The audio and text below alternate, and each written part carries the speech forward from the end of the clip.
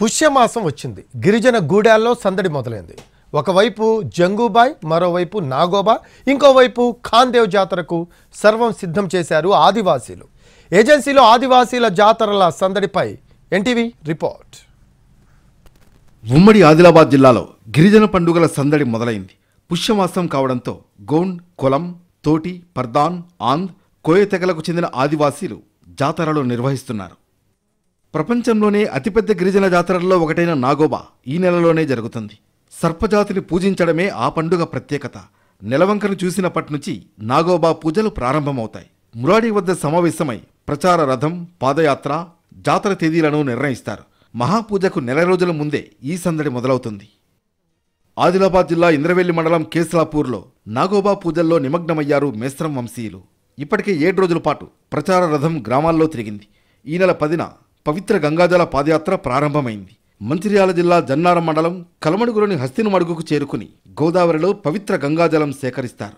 తిరిగి ఈ నెల 28 నాటికి కేస్లాపూర్ చేరుకుంటారు. పవిత్ర గంగాజలంతో నాగోబాకు అభిషేకం చేసి మహాపూజతో పాటు జాతర ప్రారంభిస్తారు. 3 రోజుల పాటు ఈ జాతర కొనసాగుతుంది. కొండ గుహలో కొలువైన జంగుబాయ్ దీపం రూపంలో దర్శనమిస్తుంది. అయితే గుహలోపలికి వెళ్లాలంటే కొంచెం కష్టపడాల్సి ఉంటుంది. అయినా సరే మహారాష్ట్ర, ఛత్తీస్గఢ్, జార్ఖండ్, మధ్యప్రదేశ్ తదితర ప్రాంతాల నుంచి ఆదివాసీలు తరలివచ్చి జంగుబాయ్కి పూజలు చేస్తూ ఉంటారు. నార్నూర్ మండలంలో ఖాందేవ్ జాతర జరుగుతుంది. ముందుగా మైసమాల్ దేవతకు ప్రత్యేక పూజలు చేస్తారు. అక్కడి నుంచి ఖాందేవ్ ఆలయానికి చేరుకుంటారు. అర్ధరాత్రి దేవతామూర్తులకు అభిషేకం నిర్వహిస్తారు.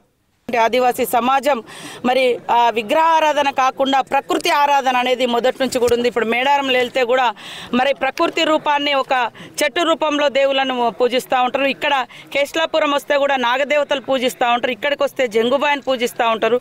అంతే అడవిలలో జీవించేటువంటి మరి ఆదివాసులకు ఏదో ఒక రూపంలో వారిని రక్షించేటువంటి రూపాలను ఇక్కడ పూజించడం అనేది ఆనవాయితీగా వస్తుంది.